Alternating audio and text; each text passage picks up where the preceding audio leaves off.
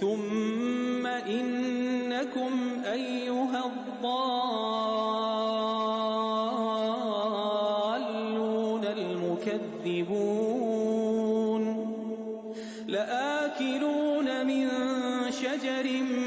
من زقوم فمالئون منها البطون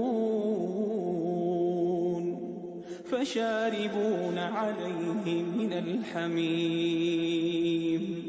فشاربون شرب الهيم